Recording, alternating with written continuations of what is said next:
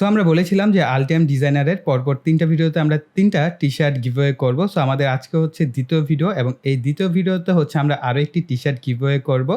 So টি-শার্টগুলো কিভাবে আপনারা win করবেন বা কিভাবে আপনারা পার্টিসিপেট করবেন তার নিয়মকানুন একটু পরে বলছি। তার পূর্বে বলে নেই, আমাদের কাছে এই টি-শার্টগুলো পাঠানো হয়েছে Altium ডিজাইনার এবং হচ্ছে অক্টোপার্ট থেকে। সো অক্টোপার্ট কি এটা সম্পর্কে একটু শর্টকাট বলে নিই এবং আজকে আমি যে টি-শার্টটা পরেছি এটা কিন্তু অক্টোপার্টের লোগো দেওয়া, সাইডে হচ্ছে ব্র্যান্ডিং আছে, এই পাশে অক্টোপার্ট লেখা আছে। সো এই টি-শার্টটা মূলত গিভঅ্যাওয়ে করা হবে। সো এই অক্টোপার্ট কি তার সম্পর্কে একটু শর্টকাটে বলে দেই। অক্টোপার্ট হচ্ছে একটা রিয়েল টাইম সার্চ ইঞ্জিন, যেটা ওয়ার্ল্ডের মধ্যে বেস্ট একটা রিয়েল টাইম সার্চ ইঞ্জিন আপনারা বলতে পারেন। সো এই অক্টোপার্টে আপনারা যদি ভিজিট করেন তাহলে রিয়েল টাইম কোনো কম্পোনেন্টের প্রাইস বা সেই কম্পোনেন্টের ইনফরমেশন আপনারা এই অক্টোপার্ট থেকে জানতে পারবেন।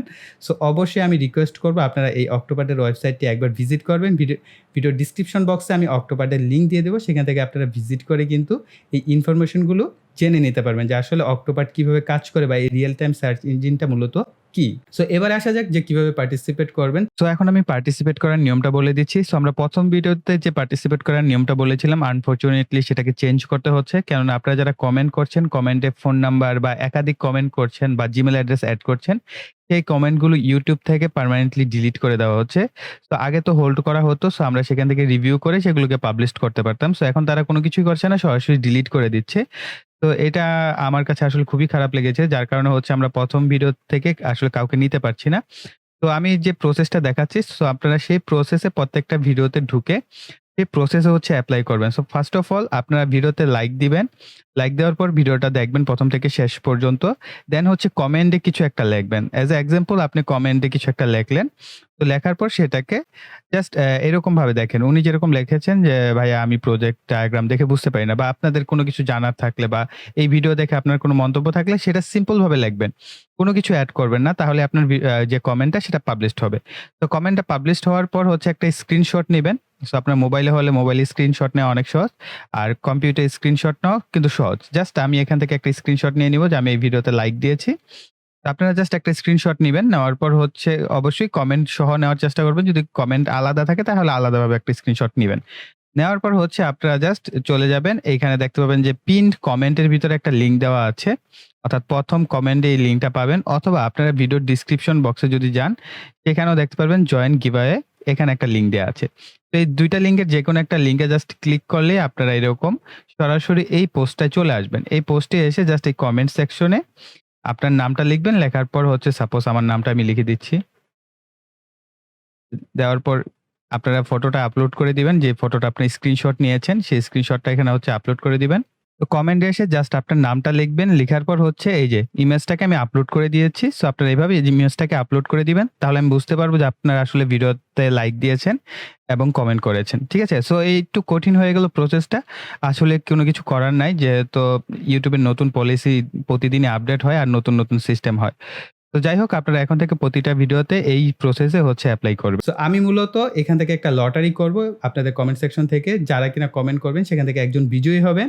সো তার সাথে আমি কনট্যাক্ট করে দেন একটা টি-শার্ট তার কাছে আমি পাঠিয়ে দেব। Altium Designer one of the best PCB design software. আর এই Altium Designer সফটওয়্যারটি ফার্স্ট মান্থ ব্যবহার করতে পারবেন ফ্রিতে। দেন দেখতেই পাচ্ছেন transforming the electronics industry with innovative PCB design software.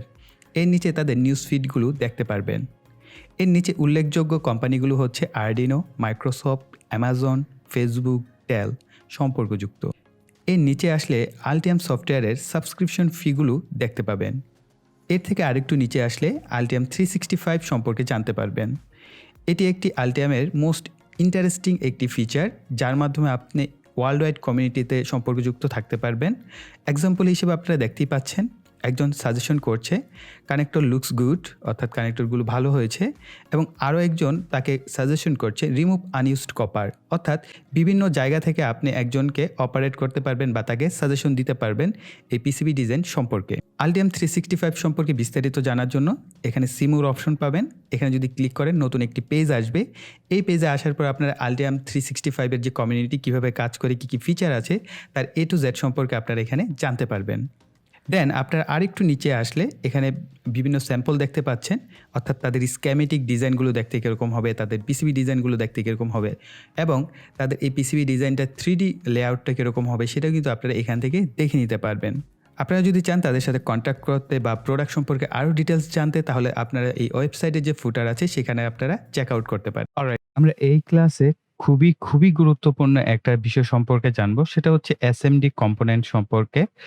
তো এই জিনিসটা কিন্তু আসলে আমাদের প্রত্যেকের জানা উচিত। যদি আপনি প্রফেশনাল পিসিবি ডিজাইনার হতে চান, অবশ্যই আপনাকে এসএমডি কম্পোনেন্ট চিনতে হবে। এসএমডি কম্পোনেন্টের যে মডেল নাম্বার সেটা সম্পর্কে ভালো ধারণা থাকতে হবে এবং কোন এসএমডি কম্পোনেন্টটা রেজিস্টর, ক্যাপাসিটর, ডায়োড সেটা আপনাকে চিনতে হবে। আদারওয়াইজ যদি আপনি পিসিবি ডিজাইন করতে চান তো আপনার ভুল হওয়ার সম্ভাবনা অনেক বেশি থাকবে এবং বর্তমানে যে যুগ চলে এসেছে এই যুগে কিন্তু আপনার এসএমডি কম্পোনেন্ট ছাড়া বিকল্প নাই। এবং বলা যেতে পারে যে অনেক আগে থেকেই বাহিরের বিভিন্ন দেশগুলোতে এসএমডি কম্পোনেন্টের ব্যবহার আসলো। আমাদের দেশে কিন্তু ধীরে আমরা এসএমডি কম্পোনেন্ট ব্যবহার করা শুরু করেছি। তো অবশ্যই আপনাকে এসএমডি কম্পোনেন্ট সম্পর্কে ভালো ধারণা থাকতে হবে। তো আমরা এই কারণে আমি এই ভিডিওতে আপনাদের সাথে শেয়ার করব মূলত এই এসএমডি কম্পোনেন্ট কি এবং এসএমডি কম্পোনেন্টের রেজিস্টর, ক্যাপাসিটর, ডায়োড এগুলো আসলে আপনারা কিভাবে চিনবেন এবং এটার উপর একটা ইম্পোর্টেন্ট একটা ডকুমেন্ট আপনাদের সাথে শেয়ার করব। তো আই থিংক আপনারা এই ভিডিওটা থেকে অনেক বেশি উপকৃত হবেন। তো আমরা এখানে কিন্তু দেখতেই পাচ্ছি আমাদের এসএমডি কম্পোনেন্ট গুলো। তাছাড়াও কিন্তু এখানে এসএমডি ছাড়াও কম্পোনেন্ট আছে। সো আমরা কিভাবে বুঝবো যে আসলে এই কম্পোনেন্টটা এসএমডি আর কিভাবে বুঝবো যে আমাদের এই কম্পোনেন্টটা এসএমডি না? যদি কোনো কম্পোনেন্টের আমরা একটু জুম করে দেখছি। যদি কোনো কম্পোনেন্টে এরকম হয় যে আমরা একটা পিসিবি বোর্ডের সাপোজ 2 লেয়ার বোর্ড হতে পারে বা 1 লেয়ার বোর্ড। এই বোর্ডের উপর যদি কোনো কম্পোনেন্টকে প্লেস করা হয় এবং সেটা যদি বোর্ডের নিচের দিক থেকে আমাদের সোল্ডার করতে হয়, অর্থাৎ আমাদের বটম লেয়ারে গিয়ে সোল্ডার করতে হয়, তাহলে সেটা হচ্ছে আমাদের নরমাল যে স্ট্যান্ডার্ড কম্পোনেন্ট সেগুলো। অর্থাৎ এদের ডিপ পিন থাকে। ডিপ পিন মানে হচ্ছে যে এদের পিন দেওয়া থাকে যেগুলো ডিপ করা অর্থাৎ ছিদ্র করা থাকে। তো এগুলো হচ্ছে আমাদের স্ট্যান্ডার্ড কম্পোনেন্ট। আর সাধারণত যে কম্পোনেন্ট গুলো আমাদের সারফেস থাকে অর্থাৎ আমাদের ফার্স্ট বা টপ লেয়ার থাকে, এই টপ লেয়ারের মধ্যেই প্লেস করতে হয়। এটাকে আমরা বলে থাকি এসএমডি কম্পোনেন্ট। আচ্ছা, এই এসএমডি কম্পোনেন্ট কি সেটা সম্পর্কে একটু ডিটেইল জানার জন্য বলেছি আপনাদের সাথে একটা ডকুমেন্ট শেয়ার করব। তো এই ডকুমেন্টটা আপনাদের অনেক প্রশ্নের উত্তর দিয়ে দিবে। যদিও এটা ইংলিশে বাংলায় করে দিতে পারলে হয়তো আপনাদের জন্য ভালো হতো অনেকের ক্ষেত্রে। তবে আমার মনে হয় ইঞ্জিনিয়ার ছাড়া আমার এই ভিডিওগুলো নরমাল পারসন দেখেন খুব কম। তো সবাই বুঝবেন। আর যদি কারো সমস্যা হয় আপনারা একটু জাস্ট Google ট্রান্সলেটর ব্যবহার করে ট্রান্সলেট করে নিবেন। ওকে? তো সবার ১ম এ বলা হচ্ছে যে এসএমডি কম্পোনেন্টস, মূলত এসএমডি কম্পোনেন্টস কি? এসএমডি কম্পোনেন্টস হচ্ছে সারফেস মাউন্ট ডিভাইস। অর্থাৎ এই এসএমডির মিনিংটা হচ্ছে সারফেস মাউন্ট ডিভাইস। অর্থাৎ যে ডিভাইস গুলো মাউন্ট করা হয় সারফেসে। সারফেস বলতে এর আগে তো আমি বললামই যে আসলে নরমাল যে কম্পোনেন্ট গুলো সেগুলো হচ্ছে ডিপ থাকে অর্থাৎ ছিদ্র করা থাকে। এই ছিদ্র বরাবর হচ্ছে এর পিনগুলোকে প্লেস করে আমরা বটম লেয়ারে গিয়ে আমরা সোল্ডার করি। সোল্ডার করে প্লেস করতে হয়। আর সারফেসের মধ্যেই মাউন্ট করা যায়। অর্থাৎ যে সারফেসে থাকবে যদি টপে থাকে তাহলে টপে, বটমে থাকলে বটমে। কেন আমি বটমে বললাম? আমি একটু দেখাতে চাচ্ছি। সাপোজ এজ আ এক্সাম্পল আমরা যদি এই আমাদের এই পিসিবিটাকে উল্টো করি, তাহলে এর পিছনেও দেখেন অসংখ্য এসএমডি কম্পোনেন্ট প্লেস করা হয়েছে। ওকে? তো এখানে দেখেন অসংখ্য এসএমডি কম্পোনেন্ট কিন্তু এখানে প্লেস করা হয়েছে। তো এখানে ক্যাপাসিটর আছে। সো দেখতেই পাচ্ছেন। সো এখানে কিন্তু আপনার অসংখ্য কম্পোনেন্ট বটমে কিন্তু প্লেস করা হয়। কিন্তু এটার সিস্টেম হচ্ছে যে সারফেসে থাকবে অর্থাৎ টপে থাকলে টপে, বটমে থাকলে বটমে। আপনার ওই জায়গায় সোল্ডার হবে। আর এটাকে সোল্ডার করা হয় না। নরমালি হচ্ছে টেম্পারেচার দিয়ে অর্থাৎ টেম্পারেচারের মাধ্যমে হট গান দিয়ে হচ্ছে আপনার এই প্লেস করতে হয়। সো এগুলো আমরা যদি ইন ফিউচারে পসিবল হয় আপনাদের সাথে শেয়ার করব যে এসএমডি কম্পোনেন্ট কিভাবে প্লেস করতে হয় বা কিভাবে সোল্ডার করতে হয়। ফাইন, আমরা পরের অপশনে চলে যাই। তো দেন বলা হচ্ছে যে the type of SMD components. So এটার কিন্তু অনেক ধরনের টাইপস হয়। তো আমরা পরবর্তী ক্লাসে কিন্তু এই এসএমডি টাইপস সম্পর্কেও জানবো। সো এখানে দেখেন চিপ রেজিস্টার অর্থাৎ এসএমডি যে রেজিস্টার গুলো সেগুলো দেখতে কিরকম হয়। নরমালি আমরা রেজিস্টার জানি কালার কোড হয়ে থাকে বা বিভিন্ন ধরনের হয়ে থাকে। কিন্তু এই রেজিস্টার গুলো হচ্ছে আমরা যেরকম পিকোফ্যারাড মানের ক্যাপাসিটর গুলো সিরামিক ক্যাপাসিটর ব্যবহার করে থাকি। এই সিরামিক ক্যাপাসিটরের মতো এর গায়ে মান লেখা থাকে। খুব ছোট্ট করে লেখা থাকবে। তো যদিও ছবিতে আপনারা অনেক বড় দেখছেন কিন্তু আকারে খুব একদম ছোট হবে। তো এখানে দেখেন ১০৩ লেখা আছে গায়ে। ১০৩ মানে হচ্ছে যে এটার ভ্যালু হবে কি 10 দেন হচ্ছে ৩ টা শূন্য অর্থাৎ ১০,০০০। ১০,০০০ মানে কি আমরা বলতে পারি 10K। সো এই রেজিস্টরের মানটা হবে 10K, 10 kilo ohm resistor. Okay fine. এখানে দেখেন এটাই বোঝানো হয়েছে ১০৩।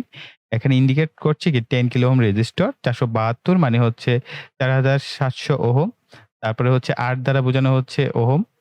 আর এখানে R15 মিনস হচ্ছে 0.15 ওহম। যদি এরকম এটার গায়ে যদি এরকম লেখা থাকে R15 তাহলে আপনারা বুঝে নেবেন 0.15 ওহম হচ্ছে এই রেজিস্টরটার মান। অলরাইট? তো এভাবে দেখেন, তারপরে হচ্ছে নেটওয়ার্ক রেজিস্টার। সো এগুলো অনেকটা আইসি টাইপের হয়ে থাকে, আইসির মতো দেখতে, সেটাও হতে পারে। সো আইসি গুলো জাস্ট সরাসরি প্লেস করা হবে, এরকমও হতে পারে। তো নেটওয়ার্ক রেজিস্টার হচ্ছে একটার ভিতরে আপনার অনেকগুলো রেজিস্টার থাকবে, সেগুলো। সো এটারও হচ্ছে আপনার এই যে গায়ে মান লেখা আছে। সো সিমিলার একইভাবে মানগুলো বের করতে হবে। দেন দেখেন ক্যাপাসিটর। সো আমরা কিন্তু পরিচিত হচ্ছি যে আসলে এসএমডি কম্পোনেন্ট গুলো কি, দেখতে কিরকম। তো এখানে অনেক কিছু লেখা আছে। আমি এগুলো পড়ছি না। আপনারা একটু ঠান্ডা মাথায় পড়ে নিবেন। এতে আপনাদের উপকার আসবে। হুম? তো এখানে দেখেন এইটারও ২ পাশে অ্যালুমিনিয়ামের ২ টা বার আছে। সো এই ২ টা বারই মূলত আপনার সোল্ডার করা হয়। সারফেসের সাথে যখন সোল্ডার করা হয়, এটার সাথে হচ্ছে আপনার আ রজন বা ব্যবহার করে, আপনার রাং ব্যবহার করে এটাকে আ সারফেসের সাথে সোল্ডার করা হয়। তারপরে এই ধরনের হতে পারে। সো এখানে দেখেন ২ টা টার্মিনাল থাকবে। তো এদের আবার কি একটা প্লাস পয়েন্ট হচ্ছে দেখেন, আ পজিটিভ নেগেটিভ এটার কোনো নাই। পজিটিভ নেগেটিভ নাই। এইটার মেবি পজিটিভ নেগেটিভ আছে। সো কিছু ক্ষেত্রে পজিটিভ নেগেটিভ থাকে, কিছু ক্ষেত্রে থাকে না।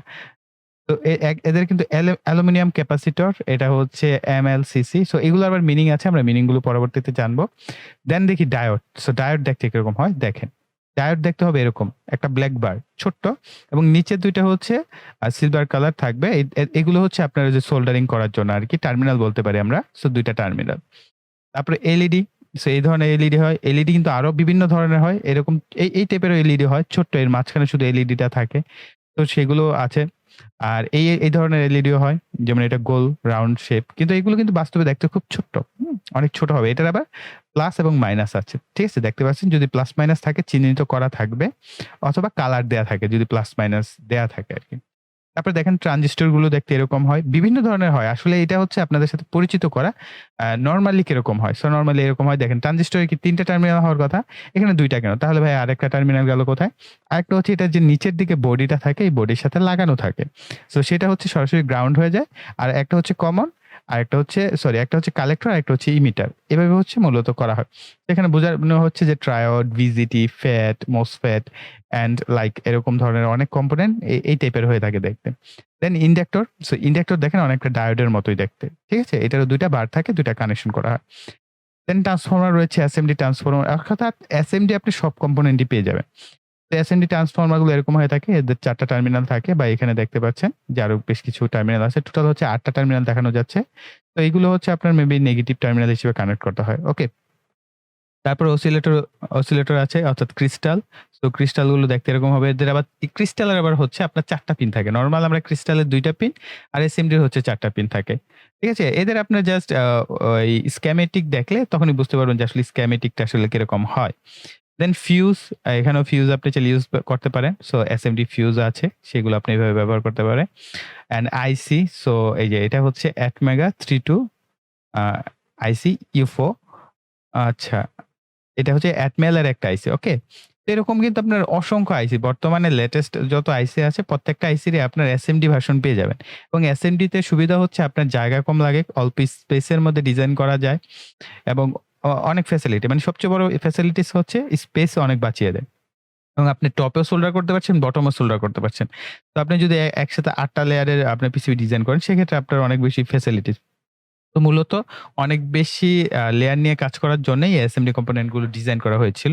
যে আসলে যে সারফেসে থাকবে সেই সারফেসে এটা সোল্ডার করা হবে। এটা হচ্ছে প্লাস পয়েন্ট। তারপরে এসএমডি কম্পোনেন্টের স্পেসিফিকেশন, এটা ইম্পোর্টেন্ট, খুবই ইম্পোর্টেন্ট। যেমন স্ট্যান্ডার্ড সাইজ, যখন এটার গায়ে সাইজ লেখা থাকবে ২৯-২০, সো মেট্রিকে এভাবে থাকবে। আর ইঞ্চিসে দেখেন 0.29 ইনটু 0.20। তো এটা হচ্ছে আপনার স্ট্যান্ডার্ড সাইজগুলো। এই সাইজগুলো আপনারা অবশ্যই নোট আউট করে রাখবেন। তো আই থিংক এতটুকু আমাদের ছিল এই ক্লাসের টপিকস, এবং আমি এই সম্পূর্ণ পিডিএফটা আমি ভিডিও ডেসক্রিপশন বক্সে দিয়ে দিচ্ছি। আই থিংক এটা আপনাদের অনেক বেশি কাজে আসবে, এবং এটা আপনারা অবশ্যই পড়বেন। পড়ে এবং আপনাদের কালেকশনে রাখবেন। সো আমরা পরবর্তী ভিডিওতে এরকমই আরো ইনফরমেশন দেওয়ার চেষ্টা করব, যেগুলো আশা করি আপনাদের কাজে লাগবে। সো এখন আমরা আরেকটু জিনিস দেখি। আমাদের Altium সফটওয়্যারে এখানেও কিন্তু আপনারা পাবেন। সো আমরা যখন কিনা কোনো একটা স্কেমেটিকে যাই, এই যে স্কেমেটিক ফাইলে যদি আসেন, তো কম্পোনেন্টে গেলে, তো আপনারা এখানেও যদি দেখেন, আমি যে রেজিস্টর লিখে সার্চ করেছিলাম, এখানেও এই যে দেখেন এসএমডি রেজিস্টর আছে। ওকে? আবার দেখেন যদি হোল থাকে, এটা হচ্ছে আপনার হোল করা। সো এটা কিন্তু এসএমডি না। ঠিক আছে? এটা হচ্ছে স্ট্যান্ডার্ড। সো আশা করি ভিডিওটি আপনাদের কাছে ভালো লেগেছে। ভালো লাগলে ভিডিওতে একটা লাইক দিবেন, কমেন্ট করবেন এবং ভিডিওটি শেয়ার করবেন। তো আমরা কিন্তু পরবর্তী ভিডিওতেও আরো একটি টি-শার্ট দিব। তার জন্য অবশ্যই চ্যানেলটিকে সাবস্ক্রাইব করে পাশে বেল বাটনটি অ্যাক্টিভ করে রাখবেন, যাতে আমি পরবর্তী কোনো ভিডিও ছাড়লে সেটা আপনার কাছে পৌঁছে যায় এবং তার নোটিফিকেশন আপনি পেয়ে যান। তার জন্য অবশ্যই চ্যানেলটিকে সাবস্ক্রাইব করে পাশের বেল বাটনটি অ্যাক্টিভ করে রাখবেন। সো এই বলে এখানে বিদায় নিব। সকলে ভালো থাকবেন, সুস্থ থাকবেন। টাটা।